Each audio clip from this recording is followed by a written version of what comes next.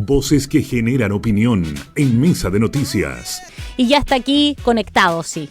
No le pasó nada. No es por causa de la alerta de tsunami que no está con nosotros. Tenía unos pendientes. ¿Cómo está Luis Felipe Slier? Hola, Luis Felipe.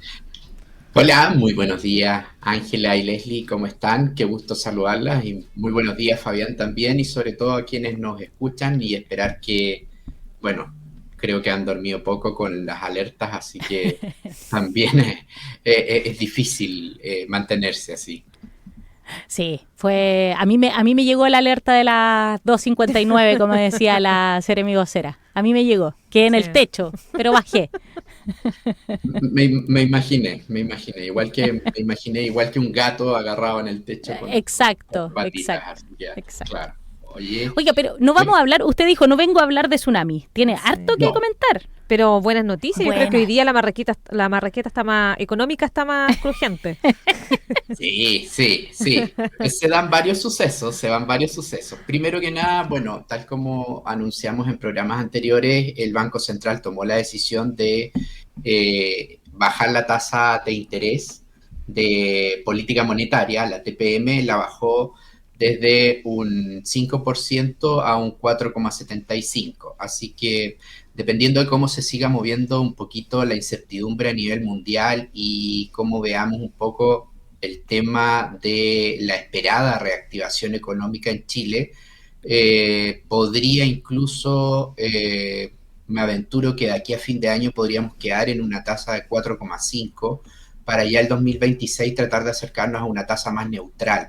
Es decir, que no sea una política monetaria restrictiva, que soltemos un poco para que, en este caso, para explicarle a quienes nos escuchan, los créditos cortos, es decir, los de corta duración, líneas de crédito, créditos de consumo, se hacen levemente más baratos. No es que esto sea así como vamos a salir a pedir créditos, a usar la tarjeta, a reventarla y todo. No, esto se hace levemente más barato y es un llamado también a la cautela, porque también la situación económica en general no está muy fácil, porque nos encontramos con algunos temas medio delicados. El otro cobre, como dicen ustedes, la marraqueta está más crujiente. Tiene, como todo en la vida, tiene dos caras, de dulce y de agraz. Primero que nada, el cobre en este minuto fue excluido por parte de nuestro querido amigo Donald Trump del arancel del 50%, así que por lo menos hasta el 2026 quedamos fuera de este arancel del 50% para el cobre refinado, lo cual inmediatamente genera, por eso digo que dulce de agraz, inmediatamente genera un golpe en lo que son las cotizaciones del cobre a futuro, ¿ya? Hoy día, en este minuto, el cobre, de acuerdo a la pantalla, el cobre en este minuto se está cotizando con una caída de 6,25%, el cobre futuro.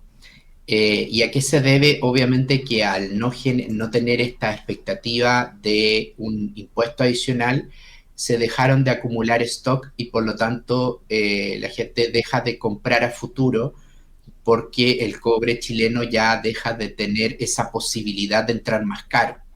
Entonces, por unos temas de oferta y demanda, ya compramos cobre a 5, casi $6, ahora ya no vamos a comprar más porque tenemos guardado hasta que se nos acabe, y por lo tanto el precio va a ir bajando el cobre a futuro, ¿ya? Eso, por eso digo que tiene dulce agraz, y también el dólar, si bien está partiendo el día con una leve, pero muy leve cotización a la baja, solo 0,40 puntos, está en 977,75 centavos el peso, digamos, entonces el tipo de cambio. Y eso también pudiese darse que con esta caída del cobre, perdón, no olvidemos que existe una relación un poquito inversa entre la baja del precio del cobre, podría significar una subida en el tipo de cambio. Entonces va a haber que estar atento ahí también con el tipo de cambio. Y es algo que vamos a tener que mantener observado, porque dado que somos tremendamente importadores, la situación podría golpearnos por el otro lado, por el lado del tipo de cambio. Entonces, es una muy buena noticia. Yo creo que felicitaciones a todo el grupo de la Cancillería, a todo el grupo de políticas económicas internacionales que negoció y que permitió finalmente tener esta buena noticia. Otra buena noticia también, que ayer tuvimos a la secretaria de Seguridad de Estados Unidos visitando el país y que en voz de ella ratificó que se mantiene la visa waiver para Chile. Eso también sigue siendo un voto de confianza para nuestro país, por lo cual quedamos bastante más tranquilos a aquellas personas que tenían pronto un viaje planificado, un viaje establecido, porque muchas personas han sido canceladas sus visas casi en el aeropuerto. Entonces, me parece que eso también son buenas noticias. Yo creo que el cobre en general, Codelco, es quien más feliz está en este minuto con ese arancel del 50%, porque repetíamos, nuestro mayor cliente es China con un 53% y le sigue Estados Unidos con un 11,2% y Japón con un 11%. Entonces, ese cobre, ese 11% que se iba a Estados Unidos, la empresa que más exportaba cobre a Estados Unidos del total de su producción de Codelco, el 30% sí a Estados Unidos, por lo tanto iba a ser la empresa más afectada. Y aquí lo primero es mantener y retomar, no relajarse y retomar conversaciones con la diversificación de los clientes. Debería, en mi modo de ver, para empresas del Estado, establecerse alguna política que señale que no puede haber una dependencia de más del 10-12% de un cliente o un país determinado. Nosotros debiésemos tener como política del Estado en que los clientes de una empresa estatal no se concentren, porque si no, nos podemos volver a arriesgar a situaciones como esta. Y esto involucra mucho desgaste, mucha negociación, muchas horas hombre, muchas horas mujer, que fueron muy bien encabezadas por la directora de la Cancillería que negoció esto. Creo que es algo sumamente importante. Me parece que debemos mantener la diversificación, y esto no solamente aplica al cobre, sino que aplica a la mayor cantidad de productos que Chile exporta. Estamos hablando no solamente de salmón, estamos hablando de la fruta, estamos hablando de los vinos.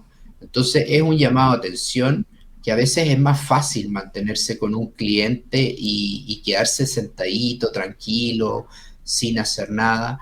Y yo creo que aquí el llamado es a entender la diversificación de nuestros clientes.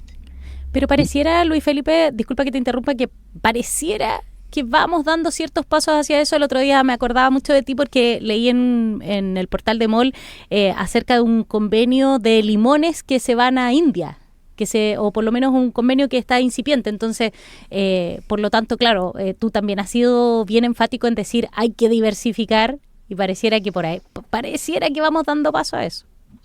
Sí, el tema es que me gustaría que fuera con otra velocidad, porque esto lo dije hace, claro, me parece un año atrás. Entonces me parece que el concepto de diversificación de los clientes es sumamente importante, porque te permite de alguna manera no depender de un único cliente, y eso es algo que es central, no solamente en las grandes empresas, aquellas personas también que nos escuchan, que son emprendedores, que tienen sus negocios, pasa exactamente lo mismo. Es más fácil, claro, quedarse con un proveedor único o uno que concentre el 80% de las ventas, y eso hace que de alguna manera tú te quedes tranquilo. Pero ¿qué pasa si ese cliente decide de la noche a la mañana no comprarte más, decide de la noche a la mañana ponerte una sobretasa? Entonces me parece que es algo que debemos aprender. Y sin ir más lejos, lo vivimos con algunas empresas contratistas de Huachipato.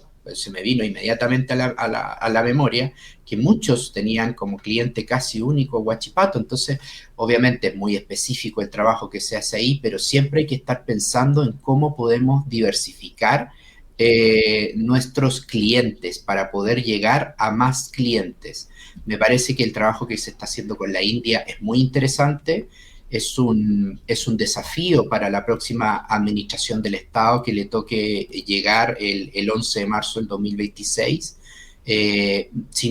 más que nada mantener y profundizar este tipo de acuerdos que nos permita a un país pequeño tener una diversidad de clientes. E insisto, deberíamos fijarnos como norte en que nuestros clientes no representaran más allá del 12% de nuestras ventas.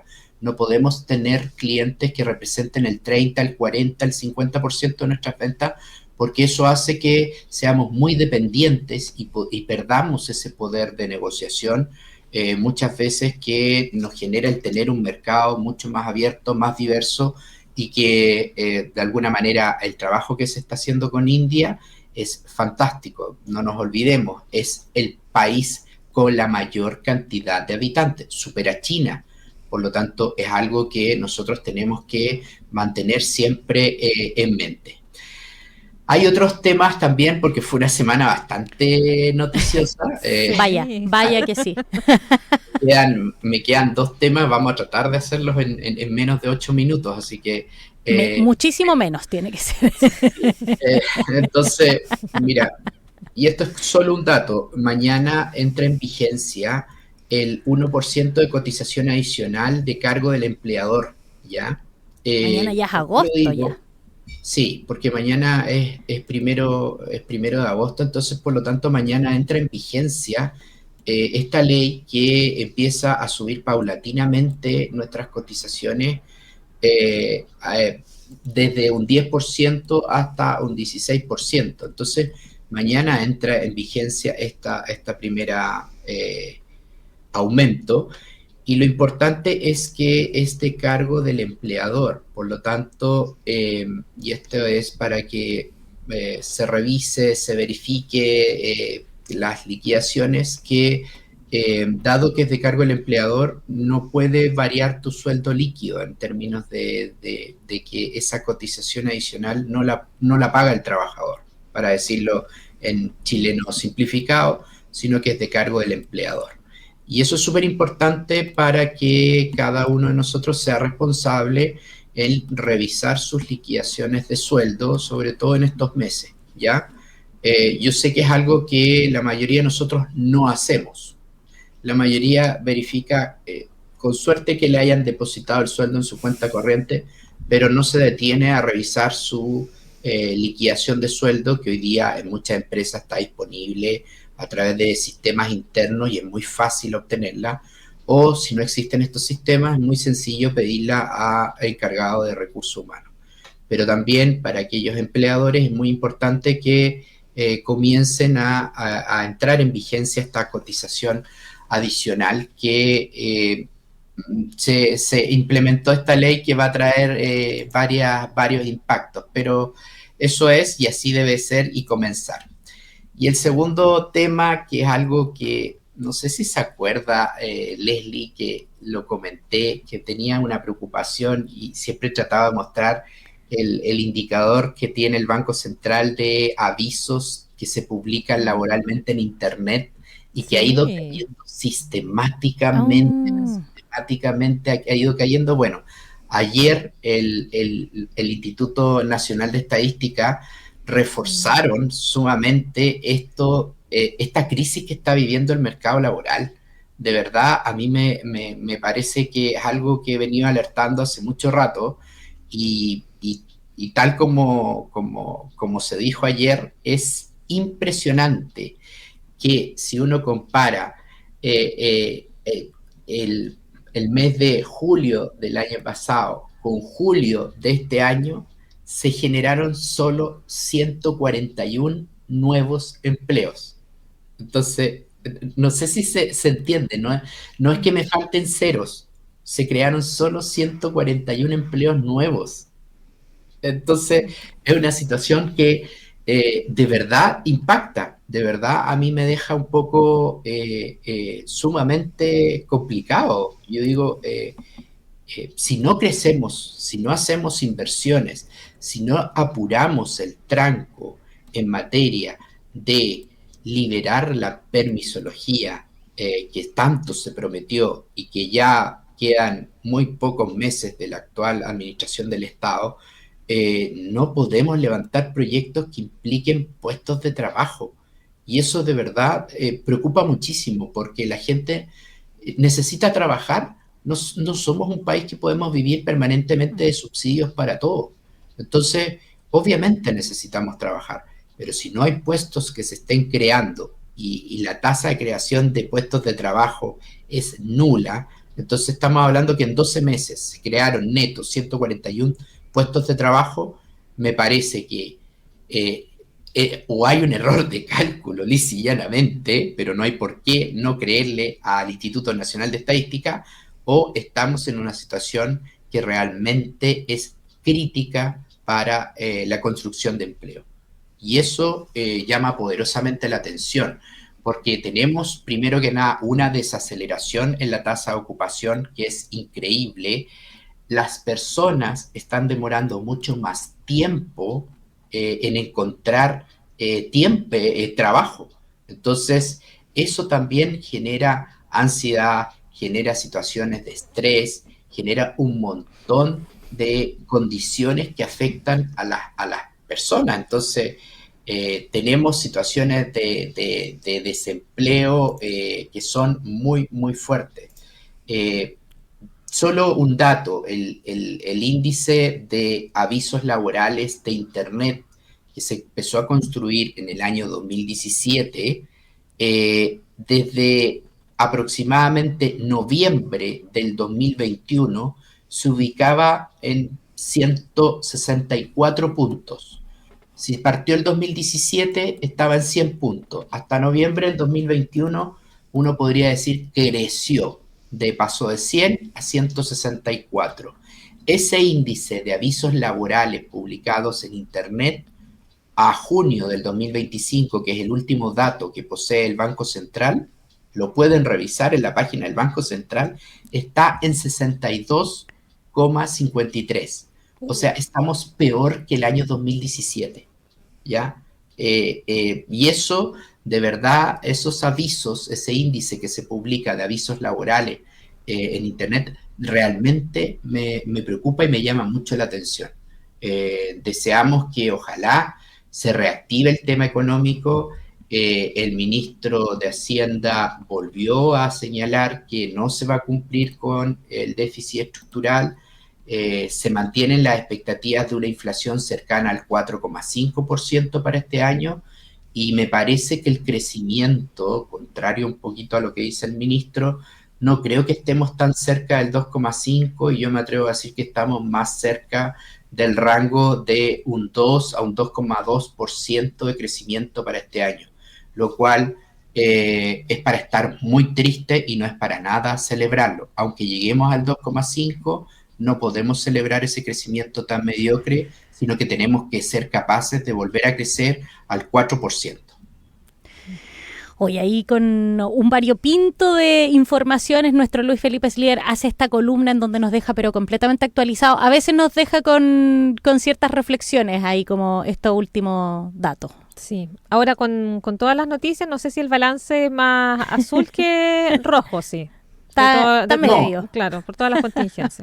¿Qué nota le pone? Lo que sucede es que lo que uno trata es de informar a las personas. Cada uno se puede hacer su propia decisión. Si lo que pasa es que, obviamente, el cobre es una muy buena noticia en el arancel, en materias de arancel, pero era obvio que si no se tenía ese tema, el precio del futuro iba a caer. Y si el precio del cobre empieza a caer mucho, vamos a tener un efecto de rebote en el tipo de cambio en el dólar. Entonces cada uno saca sus conclusiones. Me parece muy buena noticia. Lo que no me parece tan buena es la del empleo. Entonces por eso yo creo que hay de dulce y agraz. Pero la gente quiere trabajar. El tema es que no estamos construyendo empleo. Sí, ese es el tema de fondo. Y ese es el desafío que se va a venir, por lo menos para las nuevas administraciones que van a surgir después de las elecciones de noviembre. Luis Felipe, muchas gracias por conectarte con nosotros y como todos los jueves venir a dejarnos completísimamente informados respecto del mundo económico. Sí, no, me encanta. Además que, bueno, este mes va a ser un poquito más de manera virtual porque seguimos trabajando en hacer esta cruzada de educación financiera, así que aprovecho de decir que, claro, estoy en la capital del virreinato y por lo tanto atendiendo a poder ayudar a más gente a que se eduque financieramente. Así que no, Así es. muchas gracias. Que estés muy bien, que tengas buena jornada. Gracias, Luis Felipe. Igualmente, chao, chao.